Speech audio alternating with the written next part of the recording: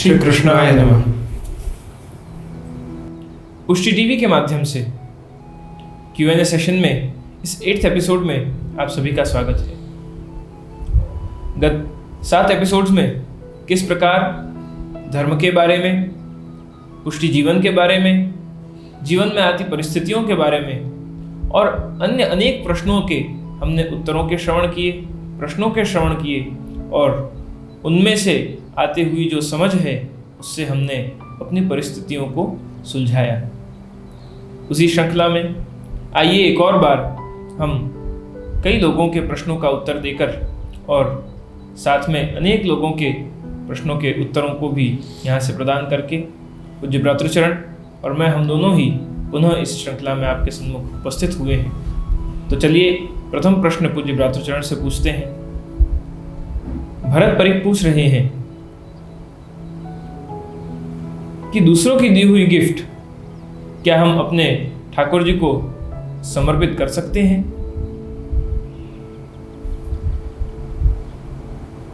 जो भी हम दूसरों से कुछ भी प्राप्त करते हैं, चाहे गिफ्ट के रूप में हो या तो किसी ने कुछ दिया हो हमें, तो सबसे पहली बात हमें ध्यान ये रखनी है कि सबसे पहले वो हमारा कोई निकट का व्यक्ति होना चाहिए।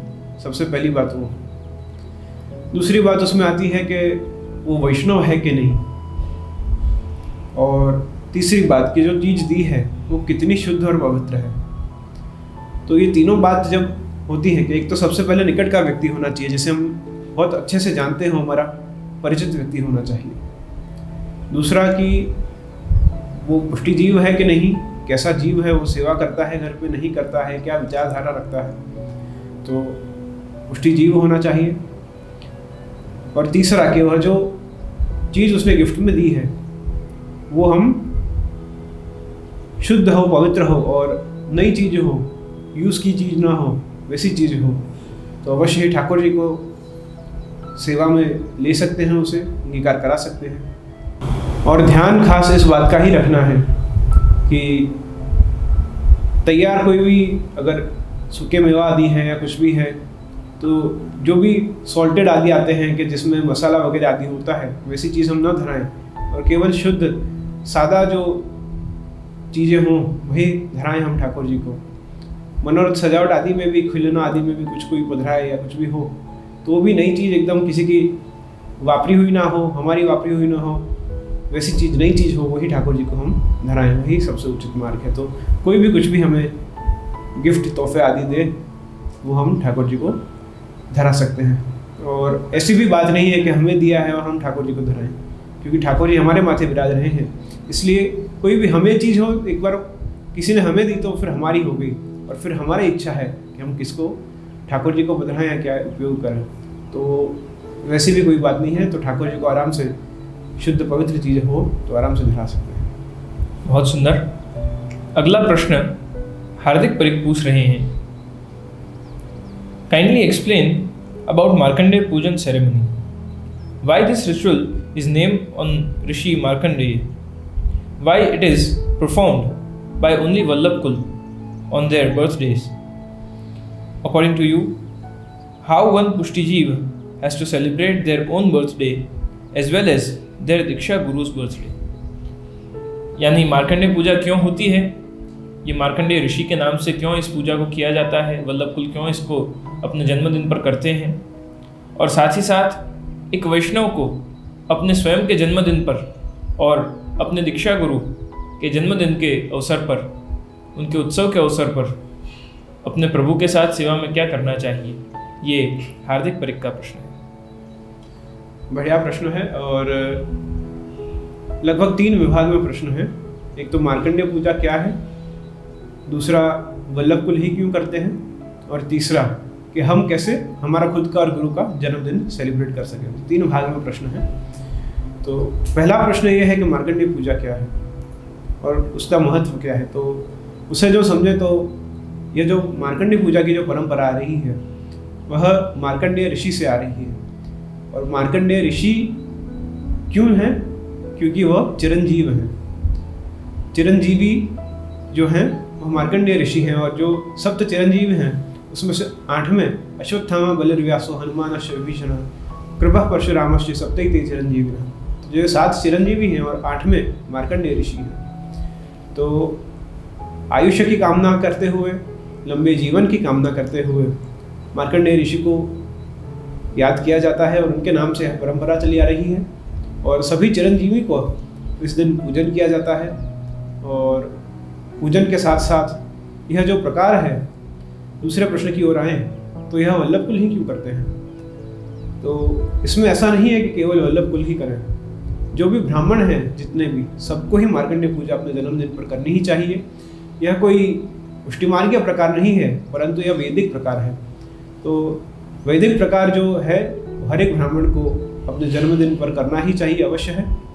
और इसके साथ साथ हम अपना जन्मदिन, एक वैष्णव अपना जन्मदिन कैसे मनाएं और अपने गुरुजन का जन्मदिन कैसे मनाएं। तो अपना जन्मदिन हमें जो मनाना है तो विशेष रूप से ठाकुर जी को ही लाड लड़ाकर, विविध मनोरथों के द्वारा, पलना आदि के द्वारा, विशेष सामग्री रोगाकर हम अपना जन्मदिन मना सकते हैं। और साथ साथ वैष्णवों को भोजन करवा कर भी हम अपना जन्मदिन सेलिब्रेट करवा सकते हैं। गौदान आदि, दान आदि कर कर, त्यागाय संप्रदार्थानाम सत्याय भाषणाम, जो समृद्ध अर्थ है उसका दान कर कर, अलग अलग प्रकार हैं दानों के, उन सभी से हम अपना जन्मदिन सेलिब्रेट कर सकते हैं। तो इसी प्रकार से मार्कंडेय पूजा की परंपरा और अपने खुद का जन्मदिन सेलिब्रेट करने की, गुरु के जन्मदिन सेलिब्रेट करने की परंपरा हम कर सकते हैं। गुरु के जन्मदिन की जो बात करें तो हम गुरु को उनके जन्मदिन पर क्या दे सकते हैं? तो गुरु के जन्मदिन पर हम ठाकुर जी को ही लाड लड़ाकर और गुरु सेवा के माध्यम से, गुरु आदेश के माध्यम से हम वह परंपरा निभा सकते हैं। और गुरु के चरण स्पर्श, गुरु के केश स्नान आदि उस दिन विशेष करवा कर हम उनके जन्मदिन को और आनंद से सेलिब्रेट कर सकते हैं। तो इस प्रकार से क्रम हम ले सकते हैं। इसी प्रकार अगला प्रश्न बंसरी गाला पूछ रहे हैं कि गोपी का स्वरूप क्या है, वह समझाइए। गोपी जनों को प्रभु कैसे मिले, वह आप बताइए। गोपी का स्वरूप क्या है, बहुत ही समझने की बात है। जब गोवर्धनधर प्रभु श्री श्रीनाथ जी गिरिराज पर्वत के ऊपर प्रकट हुए और श्री महाप्रभु जी ने रामदास जी को, कुंभनदास जी, सदु पांडे आदि को प्रभु की सेवा सौंपी, तब रामदास जी को श्री गोवर्धनधर प्रभु के मुखिया जी के रूप में वहां आपने सेवा की आज्ञा दी। उस समय रामदास जी ने पूछा कि श्री वल्लभ, श्री महाप्रभु जी, हमें तो ठाकुर जी की सेवा करना आता नहीं है, ठाकुर जी की सेवा क्या होती है हम जानते नहीं है। तब श्री वल्लभ ने कहा कि तुम अपनी बुद्धि से कुछ मत करो, जैसे ब्रज गोपिकान ने प्रभु को लाड लड़ाया, जैसे ब्रजभक्तन ने प्रभु को प्रेम करे, वैसे ही सेवा करियो।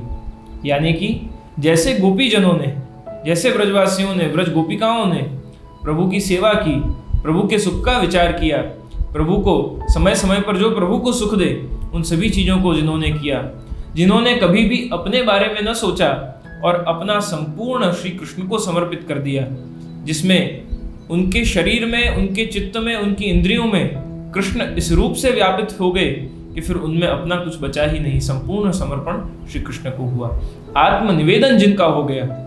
ऐसे जो गोपीजन हैं उनको श्री महाप्रभु जी कहते हैं कि गोपी प्रेम की ध्वजा, गोपीजन प्रेम की ध्वजा है।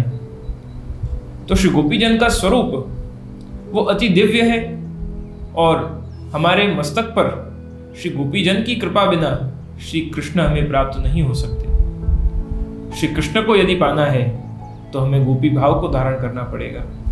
बिना गोपी भाव धारण किए हम श्री कृष्ण को न प्राप्त कर सकते हैं, न रिझा सकते हैं, न उनकी सेवा संपूर्ण रूप से कर सकते हैं। तो हम पुरुष हैं, स्त्री हैं, कोई वर्ग वर्ण व्यवस्था के हैं, उससे कोई इस बात का निस्बत नहीं, परंतु Gopi as a concept, Gopi as an enlightenment, Gopi वो भाव है, उस भाव को धारण करके और जब हम कृष्ण सेवा करते हैं तभी श्री कृष्ण हमसे रीझते हैं।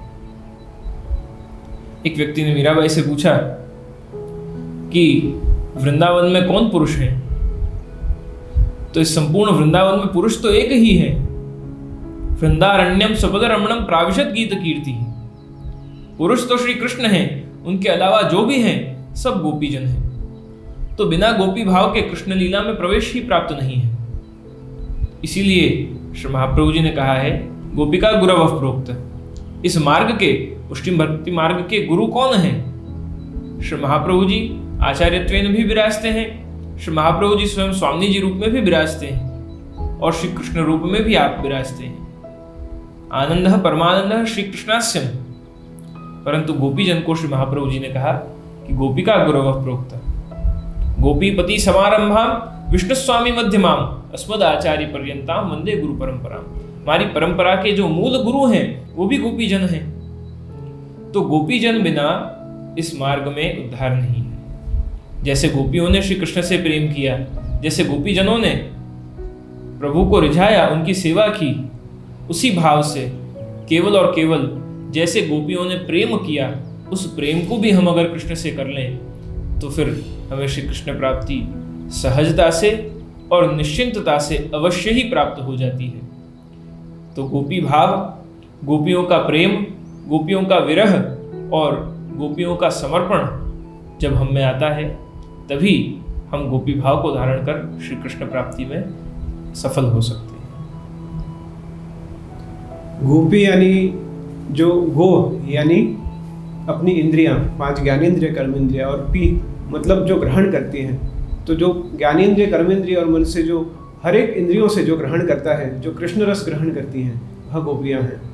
तो ऐसे गोपी जो देखते भी कृष्ण हैं, सुनते भी कृष्ण हैं, बोलते भी कृष्ण हैं, जो सभी इंद्रियों से जो जिनका स्वरूप केवल कृष्ण दर्शन का ही है, वह गोपियां हैं। तो ऐसे गोपीजनों के भाव से हमें सभी को प्रभु सेवा नित्य करनी चाहिए। तो अगला प्रश्न है वल्लभी गणात्रा का। वह पूछ रहे हैं कि અત્યારે શીતકાલ ચાલી રહ્યું છે, તો શીતકાલમાં ઠાકોરજીને કમળ માળા ધરી શકાય?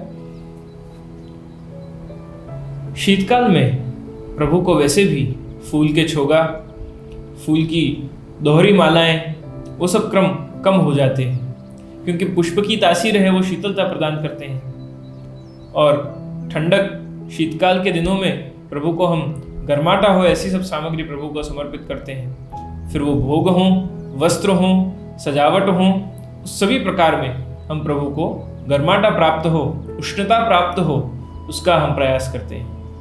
तो ऐसे में कमल माला प्रभु को धरा अवश्य सकते हैं, परंतु फिर माला जब धरते हैं तब प्रभु को जब वेणु जी धराए, दर्पण दिखाए, चरण स्पर्श किए, उतनी देर ही प्रभु उस माला जी को धर के विराजते हैं। फिर तुरंत ही उस माला जी को बड़ी कर ली जाती है, क्योंकि उतनी देर के लिए प्रभु ने ब्रजभक्तों के भाव की उस माला को धारण किया है। फिर जैसे ही सेवाक्रम पूर्ण होता है, तुरंत प्रभु की माला जी बड़ी कर दी जाती है, क्योंकि प्रभु ने उन ब्रजभक्तों के भाव को पोषित करने के लिए तो माला जी धारण किए हैं, परंतु साथ ही साथ ब्रजभक्तों को इस बात की भी चिंता है कि प्रभु को कहीं ज़्यादा शीत न लग जाए, ठंड न लग जाए, इसलिए प्रभु की माला तुरंत वापस बड़ी भी कर ली जाती है। तो एक माला, वैसे कमल तो उष्णकाल का पुष्प है, परंतु अगर शीतकाल में भी कमल प्राप्त हों तो अवश्य ही उसको माला में पिरोकर और हम प्रभु को धरा सकते हैं। आभूषणों में भी कमल माला आती है, तो वो मीनाकारी की आदि कमल माला वो भी हम प्रभु को समर्पित कर सकते हैं। श्रृंगार के समय में उसमें कोई आपत्ति नहीं है। अगला प्रश्न जयसी कृष्ण के नाम से एक अकाउंट है, उन्होंने पूछा है कि शीतकाल में प्रभु की ब्रह्म मुहूर्त में सेवा पहुंचनी हो तो प्रभु को कौन से समय जगाना चाहिए ताकि प्रभु को श्रम ना हो। यानी जो पाछली रात का क्रम है जिसमें प्रभु को शीतकाल में बेग होती है, जल्दी जगाया जाता है और जल्दी सेवा क्रम पहुंचा जाता है, तो ऐसा कौन सा समय है जब प्रभु को जल्दी जगाना चाहिए जिससे प्रभु को श्रम ना हो। ब्रह्म मुहूर्त में प्रभु को जगाएं, वहाँ सबसे उचित समय है प्रभु को जगाने का और सेवा प्रारंभ करने का। और जगाने का समय ऐसा नहीं है कि जल्दी जगाए तो कुछ परिश्रम पड़े, हम जब जगें तब प्रभु को जगाकर सेवा कर सकते हैं। तो यहाँ कोई समय का कि काल का मर्यादा कुछ है नहीं, कालो अत्र नियमक है। तो यहाँ कोई काल का या समय का कोई बंधन मर्यादा नहीं है। जब हम उठें तब हम सेवा प्रभु की कर सकते हैं। तो सुबह जल्दी ब्रह्म मुहूर्त में अगर हम उठ जाते हैं और वही हमारा नित्यक्रम हो तो हम सुबह जल्दी ठाकुर जी की सेवा कर सकते हैं। और ब्रह्म मुहूर्त मतलब 4 बजे के बाद का समय। ऐसा नहीं है कि बहुत वेगी मतलब रात को 1-2 बजे जग कर और हमने सेवा कर ली और आदि कर लिया। तो ब्रह्म मुहूर्त में हम जब जगें तब प्रभु को जगाकर और फिर हम सेवा प्रभु की कर सकते हैं। तो उसमें कोई परिश्रम ठाकुर जी को नहीं होता। अगला प्रश्न सुरेश पटेल पूछ रहे हैं, can you please explain why we have to do fasting on Janmashtami? Because if Shri Krishna was born at night 12 a.m. on Atham, but after 12 a.m. other day starts. So why we doing fasting on advance? Suppose the next week. Could please explain? यानी जन्माष्टमी के दिन प्रभु तो रात को 12 बजे प्रकट होते हैं, तो हम आठम के दिन क्यों व्रत करते हैं, क्यों फास्टिंग करते हैं, अगले दिन क्यों नहीं करते? तो ये इनका प्रश्न है। प्रधानतः पुष्टि मार्ग में 4 जयंतियाँ मुख्य मानने में आई हैं। नरसिंह जयंती, वामन जयंती, रामनवमी और कृष्ण जन्माष्टमी। और इन चारों जयंतियों में व्रत का क्रम रहता है। इसी प्रकार जन्माष्टमी के दिन भी, अष्टमी के दिन भी व्रत का क्रम रहता है। और यह चारों जयंतियाँ भक्ति सूत्र के अंतर्गत मानने में आई हैं। और जो प्रश्न है कि रात को 12 बजे प्रभु का प्रागट्य होता है, तो फिर क्यों हम जयंती का पालन करें? तो यहाँ रात को 12 बजे का जो प्रश्न है, यह समय पुष्टि मार्ग अथवा तो हिंदू सनातन वैदिक धर्म में रात को 12 बजे का दिन चेंज होता है ऐसा नहीं मानते हैं। सुबह ब्रह्म मुहूर्त में सूर्योदय हो, उसके बाद हमारा दिन प्रारंभ होता है। तो सूर्योदय हो तब से हम अगला दिन मानते हैं। तो यहाँ 12 बजे का या वह समय ऐसा नहीं है कि तब हमें व्रत छोड़ना है या व्रत तोड़ना है, या तो हमारा 12 बजे अगला दिन प्रारंभ हो जाता है। इंग्लिश कैलेंडर के हिसाब से वह सही है, परंतु हिंदू कैलेंडर के हिसाब से हम जो उसे विचार करें तो जब से सूर्योदय होता है तब से हमारा दिन प्रारंभ होता है। तो तब से ही हम व्रत उपवास आदि छोड़ते हैं या तो प्रारंभ करते हैं। तो उस हिसाब से हमें इस चारों जयंती पर व्रत का पालन करना चाहिए। बहुत ही सुंदर प्रश्न है, जिसमें भगवान के समय का भी इसमें उल्लेख आता है कि 12 बजे प्रभु का प्रागट्य होता है। तो ये एक जनरल मान्यता ऐसी हो गई कि रात को 12 बजे ठाकुर जी का प्रागट्य हुआ, परंतु ग्रह नक्षत्र आदि के जब जो कृष्ण जन्म का जो मुहूर्त है, वो मुहूर्त कभी 12:30 का भी होता है, कभी 12:45 का भी होता है, कभी 12:25 का भी होता है। तो वो जन्म के नक्षत्र ग्रहों का उस सेम नक्षत्र के साथ में मिलना, उस सेम अवस्था में उन नक्षत्रों का ग्रहों का आना, जिस समय जिस क्षण प्रभु का प्रागट्य हुआ। तो आज भी पुष्टि मार्ग की विशेषता ये है कि 12 बजे जैसे समग्र संसार मना लेता है वैसे नहीं, परंतु विशेष रूप से जिस काल में, जिस घड़ी में, जिस पल में प्रभु का प्रागट्य हुआ, उसी पल से आज भी पुष्टि भक्ति मार्ग में प्रभु का प्रागट्य उसी समय मनाया जाता है। तो इसलिए जैसे आपश्री ने अभी आज्ञा करी कि सूर्योदय से हमारा दिन प्रारंभ होता है, सूर्यास्त पर हमारा दिन पूर्ण होता है। तो वो एक सूर्योदय से दूसरे सूर्योदय का हमारा पूरा दिन का समय है। और प्रभु का प्रागट्य अष्टमी को इसीलिए कहा गया, नहीं तो 12 बजे बाद हुआ तो ऐसा कह सकते हैं कि नवम का प्रागट्य हुआ, परंतु नहीं, अष्टमी को इसलिए प्रागट्य है क्योंकि अभी नवम का सूर्योदय बाकी है, और इसीलिए अष्टमी के दिन ही प्रभु के जन्म का हम व्रत करते हैं। बहुत सुंदर ये प्रश्न है। ऐसे ही अनेक प्रश्न आपके हर एपिसोड में आते हैं, और अनेक एपिसोड से हम आपके इन प्रश्नों का उत्तर देने का प्रयास कर रहे हैं। आगे भी इसी Q&A सेशन की श्रृंखला में आप इसी वीडियो के कमेंट्स में अपने प्रश्नों को लिखिए, और हम अगले एपिसोड्स में उन प्रश्नों का उत्तर देने का प्रयास करेंगे। आप सभी इन प्रश्नों के उत्तरों के माध्यम से भगवत सेवा में, स्वधर्म में और अपने आप को जानने में जागृति ला सकें। इस भाव से आप सभी इसमें जुड़कर और आनंद लें। और अपने आप को समझने का प्रयास करें। अगले एपिसोड के प्रश्न आप कमेंट्स में लिखकर और अपनी जिज्ञासा को यहाँ प्रकट कर सकते हैं। शुभम भवतु कल्याणमस्तु।